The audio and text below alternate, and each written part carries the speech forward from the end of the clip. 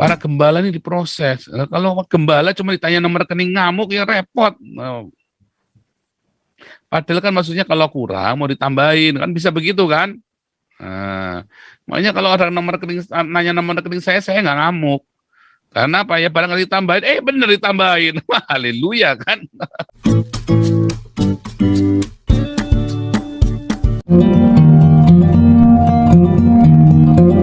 Hari Jumat besok, Pak Markus Haluk minta live lagi. Ya, ayo Pak Paul, kita live. Ya, oke, nanti sama Pak Ponto juga kita ajak lagi. Biar Pak Ponto, supaya bisa ditampung ya curhatannya ya. Tapi bagus ya yang Papua ini ya. Jadi dengan curhatan-curhatan itu, jadi makin kita tahu isi hati mereka. Kalau di Eropa ya, kenapa demo itu dibiarkan? Mau dia sumpah serapah, anjing bangsat apa, pokoknya biarin aja. Karena orang itu butuh, kalau dia ada peraturan baru itu kan jengkel, dibiarkan damai. Yang penting jangan rusak. Biarkan demo. Mereka kalau di sini kan dibiarkan ada saluran untuk teriak-teriak. Karena kan kalau ada hal yang tidak menyenangkan kan orang jengkel kan. Nah mereka butuh teriak-teriak. Kalau di Indonesia demo ngerusak. Kalau di sini demo ngerusak bayar. Siapa yang rusak yang tanggung jawab ini? Kamu bayar. Habisnya berapa? 100.000 bayar, cicil kamu sampai lunas. Nggak urusan, cicil pokoknya. Jadi mereka kalau demo hati-hati mereka. Nggak mungkin nggak ketahuan siapa yang rusak, ada CCTV di mana-mana. Kalau di Indonesia demo rusak semua, bingung. Ya. Oke, sebelum kita gubrak, judulnya hari ini adalah bisnis gereja cuan enak. Waduh, lezat. Ini tadi ada yang sampai nanya berapa ya, cuan berapa. Bisnis gereja itu cuannya enak ya. Wah, kita jangan gubrak orang terus, diri kita digubrak sendiri dulu. Namanya autokritik. Ya, oke. Sebelum kita mulai, ini ada yang mau laporan, udah siap nih,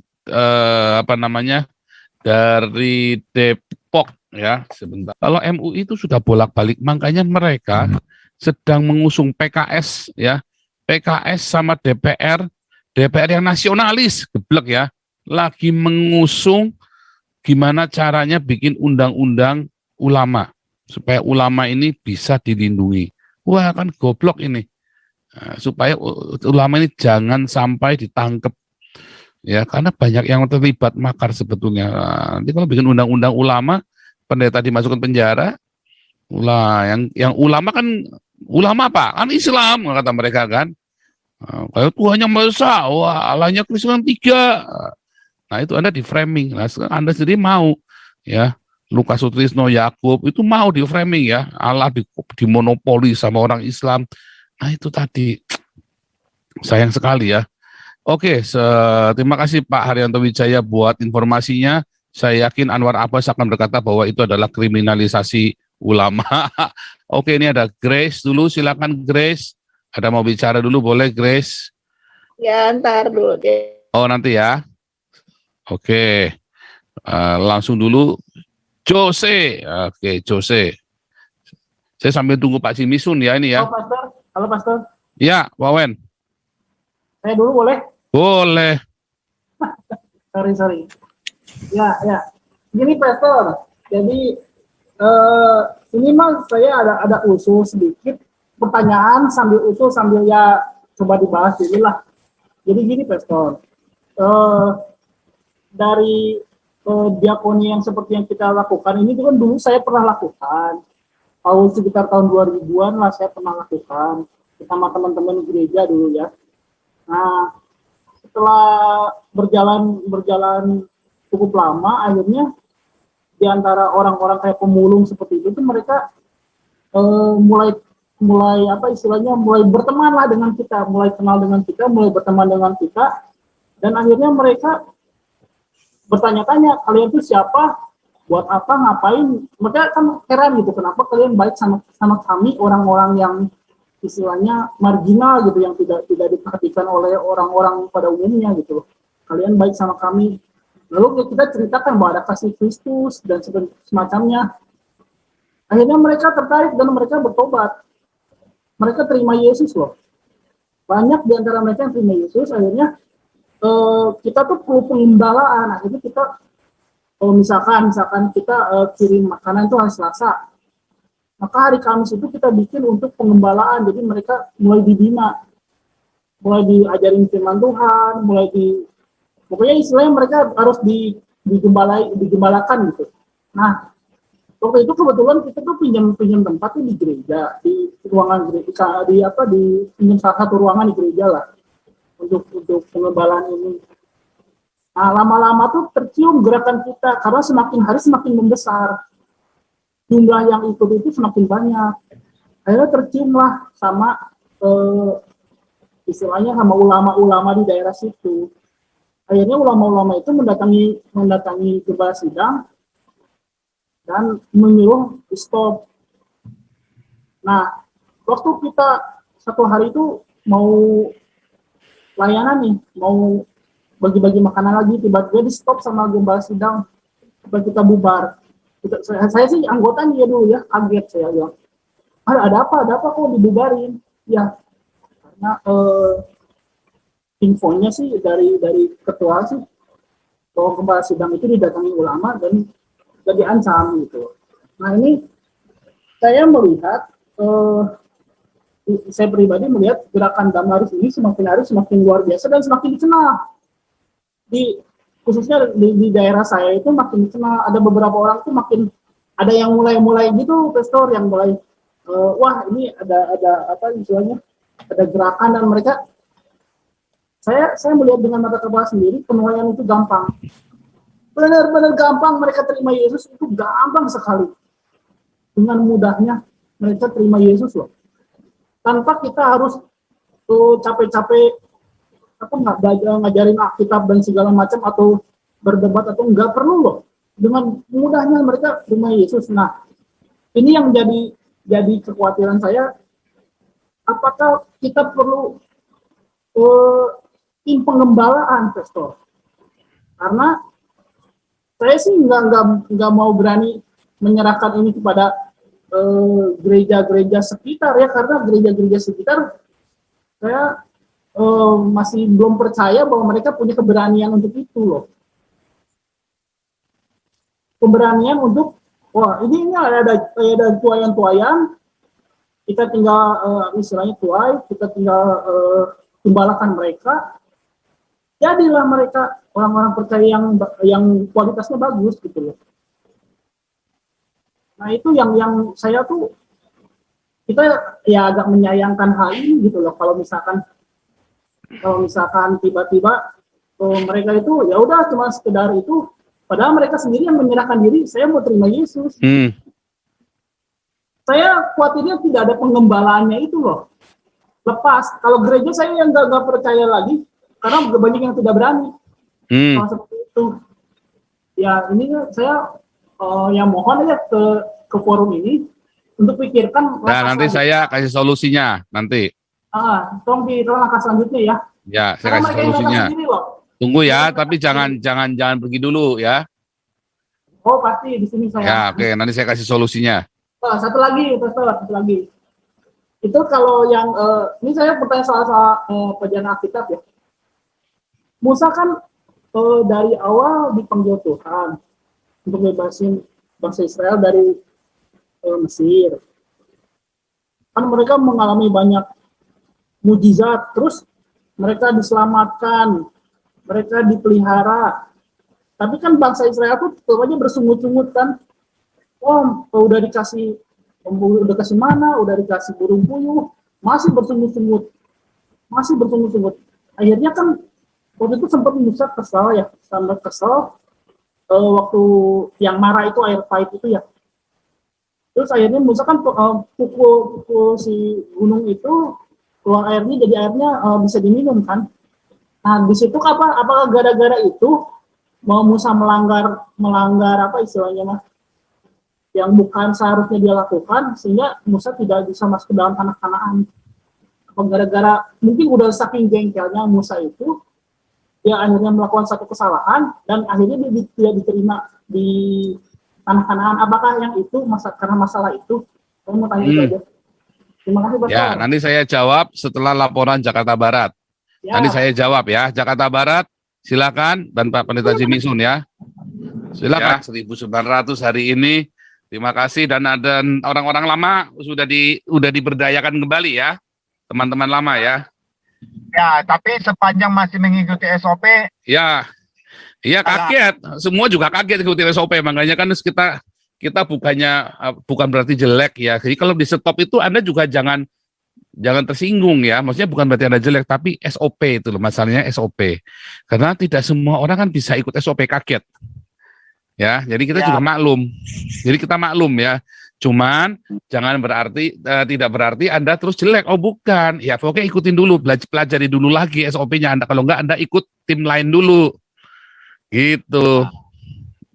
Ya, sekarang Pak Paul udah memang kita batasi, memang bukan batasi ya. Kita mengingat juga keuangan dan segala macamnya, pertimbangannya apa, dan juga logistik yang mengantar nanti terlalu jauh berulang-ulang. Banyak pertimbangan, jadi kita untuk sementara 4 kali dalam seminggu maksimal untuk beberapa wilayah yang itu. Jadi bukan maksimal, bukan kita tidak memberikan 5 kali. Nanti mungkin di tahun 2022 bisa 25 kali. Kenapa? Karena cuaca juga sekarang ekstrim, hujan itu kan nanti kecapean, sakit, malah tidak bisa berdiakonia seminggu, kan lebih repot lagi kita kan. Banyak pertimbangan dari kami, pengurus, dan khususnya saya, kenapa menyusun jadwal juga teman-teman, mungkin ada permintaannya jadwalnya Senin. Saya tidak bisa penuhi, saya pindahkan ke Selasa. Saya mengingat kenapa, kalau Senin semua dipenuhi, nanti Seninnya 3.000, Selasanya cuma 500. Jadi saya juga berbagi semua rata di setiap hari itu rata-rata 100.900 gitu loh Pak Paul. Jadi mohon para diaken ya, tidak bisa sesuai dengan request hari yang diminta ya, paling 1-2 hari bisa kita sesuaikan, tapi ada hari tertentu kita pindahin, karena kalau semua minta Senin kan nanti 5.000 bagi Seninnya, jadi yang hari lainnya nggak kebagian. Jadi mohon maaf sekali lagi, nanti jadwal tetap diatur oleh saya sebagai korpus, semua merata lah. Terima kasih Pak Paul. Jadi intinya bukan tidak bisa, tapi diupayakan. Bukan berarti tidak bisa, tapi diupayakan. Hanya kalau tidak bisa, ya gimana lagi, kan begitu. Maksudnya begitu ya, supaya teman-teman juga ngerti bahwa ya tidak semudah membalikan telapak tangan begitu saja kalau meminta hari begitu. Cuman diupayakan bisa, intinya ya. Bukannya kita masa bodoh juga ya. Saya tahu kok itu ya, teman-teman, supaya Anda saudara-saudara yang di lapang juga mengerti ya, bahwa ini kita usahakan. Nah, memang Pak Pendeta Jimisun itu kewalahan sekali ya, saya tahu ya, ini kewalahan sekali, tapi ini kita sudah jauh lebih baik daripada dulu ya, sudah jauh lebih baik. Ya makanya kita berharap teman-teman jaga tetap kondisi yang kondusif ini, supaya kita makin bertambah ya. Ini aja kita mau nambah aja kan kita hati-hati sekali kan, hati-hati banget, baru kita bisa nambah lagi nih, gitu ya. Saya kira 4 kali sudah fair lah ya, 4 kali juga. Jadi yang 3 hari, terutama Anda yang menjadikan diakonia ini sebagai mata pencarian, bisa juga sambil kerja lainnya. Ya, jangan jadikan ini bergantung, ini hanya untuk ini saja, jangan. Anggap ini tuh batu loncatan Anda untuk mendapatkan pekerjaan yang lebih baik. Begitu, jadi jangan malah bergantung di sini, jangan. Kalau bisa Anda malah menabur di sini, begitu kan. Tapi kalau misalnya tidak bisa pun, ya jadikanlah ini buat batu lompatan Anda. Begitu, ya. Minta, tanya Tuhan, caranya bagaimana Tuhan, minta hikmat sama Tuhan. Anggap ini buat buka jalan. Ya. Kalau enggak nanti Anda termasuk dalam ini loh nanti. Bisnis gereja cuan enak. Kalau Anda bergantung sepenuhnya nanti akan masuk dalam tema kita nanti. Tetapi buahnya nggak boleh. Boleh. Tetapi jangan terus Anda lipat di sini. Hati-hati. Justru itu mau kita bahas hari ini ya. Hari ini kita mau gubrak juga. Terima kasih Pak Pendeta Jimisun buat kerja kerasnya. Terima kasih, Mungkin bisa mengerahkan beberapa teman diaken yang sudah cukup percaya buat bantu survei Pak Pendeta Jimisun. Memang Kan saya ini kan lagi ini kan semua kan kita pekerjaan sukarela namanya kan. Ya, teman-teman yang sudah baik, yang sudah ini yang memang objektif ya, orangnya objektif dan dewasa, Kan tahu kan yang di lapang orang-orang yang sudah dewasa. Ya, direkrut aja buat tim survei. Jadi kita Ya, Pak. surveinya cepat. Jadi memang ya, Jabodetabek TNI sudah rampung semua, tinggal luar kota Pak Paul. Mm-mm. Saya rencana akhir bulan mau ke Surabaya, Gersik dan Malang. Bali ini lama nggak jalan, Bali ini ya. Bali itu kan belum kan kemarin kan fokusnya Jabodetabek Pak Paul, memang ada. Iya, maksudnya Bali udah lama nggak jalan lagi, hanya nanya aja. Kan ada di sana kan sudah ada Pastor Chandra juga. Pastor Chandra kan cukup ini juga. Ya, siap-siap juga. Pak Paul, nanti memang ada beberapa wilayah kota yang juga akan kita tambah. Itu makanya kita masih nanti teknis di bagaimana pengurus lah. Nanti dibicarakan lagi. Sip. Ya. Oke, luar biasa. Lanjut dulu ya. Sekarang saya mau jawab dulu pertanyaan Owen Fang nih. Ya, kita mau jawab pertanyaan Owen Fang tadi ya. Bagaimana untuk pengembalaan? Apakah kita harus selalu ke gedung gereja? Tidak. Ya. Gedung gereja hanyalah sebuah organisasi. Gereja itulah kita. Anda dan saya gereja. Di mana ada komunitas, itulah gereja. Di mana ada komunitas yang disebut nama Yesus Kristus, itulah gereja. Jadi jangan gunakan organisasi itu sebagai, wah itu gereja yang resmi. Ya, itu menurut negara. Menurut Alkitab, Anda adalah, saya adalah gereja. Siapa yang mengembalakan? Ya Pak Owen Fang lah. Komunitasnya siapa nih? Komunitasnya Pak Jimisun, ya Pak Jimisun. Komunitasnya Ardo Purba, ya Ardo Purba gembalakan. Itu tahu tugas tanggung jawab kita, setiap kita. Nah, makanya hari ini sebetulnya saya mau kasih tahu juga bagaimana penginjilan yang efektif.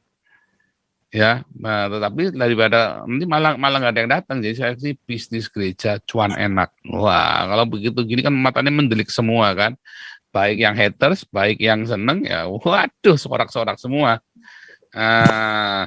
Jadi siapakah yang boleh mengembalakan? Kita semua yang sudah diproses oleh Tuhan. Ya, sertifikat itu tidak mempengaruhi apa-apa.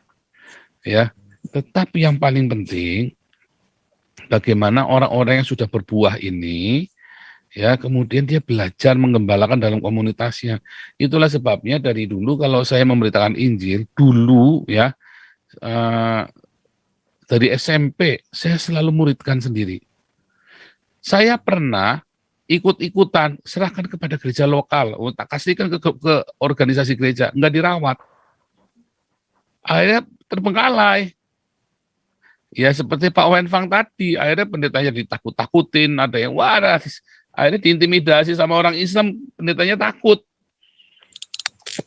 Saya juga pusing akhirnya, saya tahu, tapi akhirnya sudah mungkin sejak 2015 saya tidak pernah lepaskan orang-orang ini, saya tangani sendiri, kecuali dia sudah dewasa, saya lihat sudah bisa jalan sendiri, tak biarkan jalan sendiri.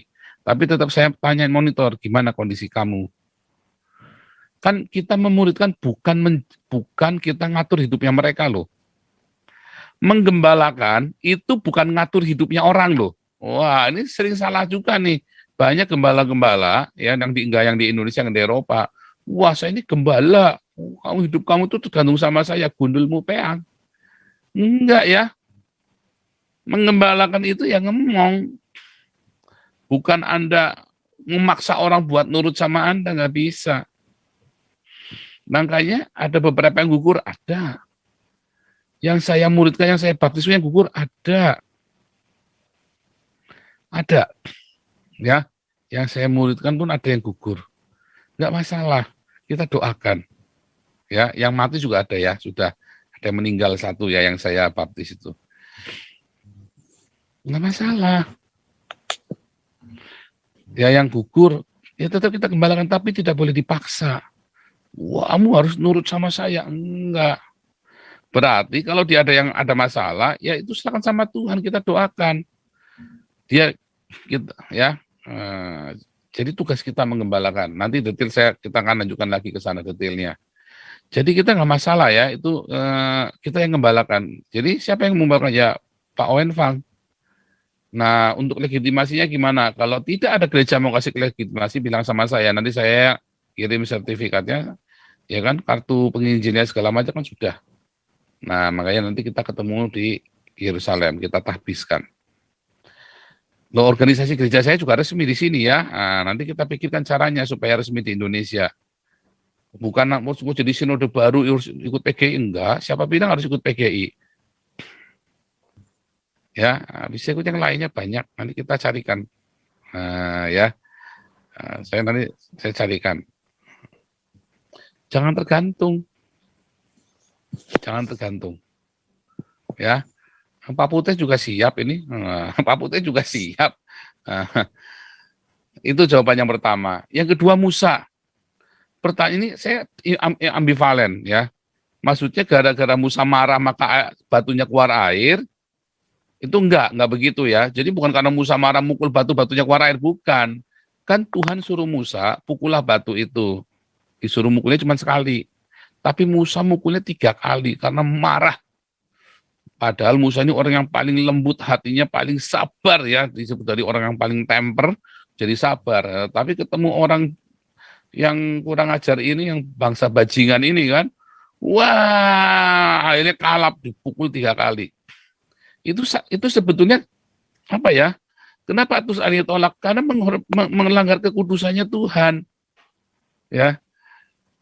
Dan itu sudah diproses berkali-kali 40 tahun, 2 kali 40 tahun.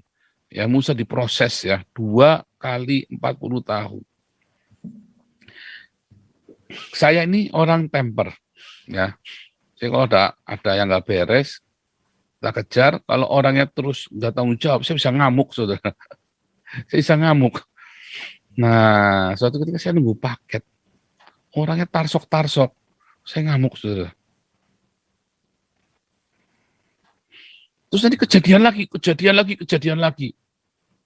Oh, ternyata Tuhan lagi ajari saya supaya jangan ngamukan. Gitu ya. Saya kalau ada sesuatu orang terus orangnya lepas cuci tangan begitu, saya marah ya. Nah, Tuhan ajari saya untuk tidak seperti itu. Akhirnya apa? Berkali-kali terjadi.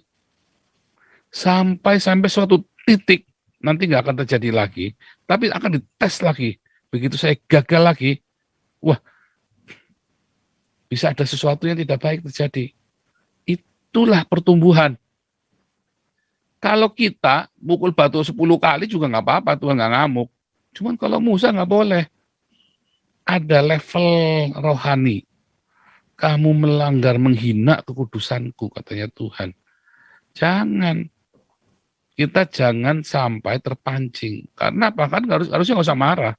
Ya biarin saja.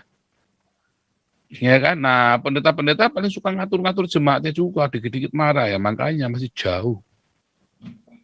Hamba Tuhan itu ya masih ngamukan, kesinggungan, cuman ditanya rekening saja marah. Nah, itu cuman ditanya rekening saja marah. Ya, jangan jadi hamba Tuhan, jadi selebriti saja. Nah, contohnya begitu kan. Oh, cuman ditanya apa kabar, oh, ngamuk, dipikir kamu apa nih maksud apa menginterogasi saya. Nah, itu tadi. Ya. Hamba Tuhan itu diproses. Para gembala ini diproses. Kalau gembala cuma ditanya nomor rekening ngamuk ya repot. Padahal kan maksudnya kalau kurang mau ditambahin, kan bisa begitu kan. Nah, makanya kalau ada nanya nomor rekening saya nggak ngamuk. Karena apa ya, barangkali ditambahin, bener ditambahin. Wah, haleluya kan. Nomor rekening kamu saldo rekening berapa sekian. Tambahin mau ya mau. Nggak, bukannya ngamuk. Nggak usah ngamuk. Ya nanti rekening gereja Hagios ya. Rekening gereja Hagios akan saya buka tiap bulan. Mungkin nggak di YouTube ya, karena kita nggak ada waktunya. Masuk ke websitenya aja langsung. Anda lihat buka di situ laporan bulan ini, laporan keuangan bulan ini. Termasuk saya pun digaji dari situ. Saya pun ngambil gaji, nggak semuanya buat saya semua. Jadi kalau Anda masuk uang ke Hagios, ke gereja Hagios yang di Belanda, itu uangnya bukan buat saya semua, tapi untuk pelayanan. Nah, kalau Anda mau bilang privat, Anda bilang privat. Nanti Anda ngomong sama saya. WhatsApp pribadi privat. Tapi kalau untuk pelayanan kami, ya masuk ke Hagios, itu nanti untuk pelayanan, untuk penginjilan, untuk beli peralatan, untuk semua Anda tulis di situ. Nanti saya ngambil gaji dari situ. Ya, di bulan pertama saya baru ngambil gaji paling cuman 1.500 disesuaikan gitu ya. Di bulan pertama 1.500 itu UMR ya di sini. Oke. Jadi begitu ya, ONFAK itu adalah pertumbuhan rohani. Ya, seorang gembala harus begitu mengalami pertumbuhan, jangan namukan, baru ditanya, Pak, kenapa Petrus menyangkali tiga kali, ngamuk, itu menyangkali 3 kali, itu, iya Pak, tanya iya katanya tetangga saya menyangkali 3 kali karena mules Pak, pagi-pagi makan rujak Pak, makanya menyangkali 3 kali, di sana nggak ada WC Pak, adanya kali, ya, repot kan, ngamuk pendetanya, baru diomongin gitu udah ngamuk. Tapi kita dengarkan laporan dari Solo dulu. Silakan.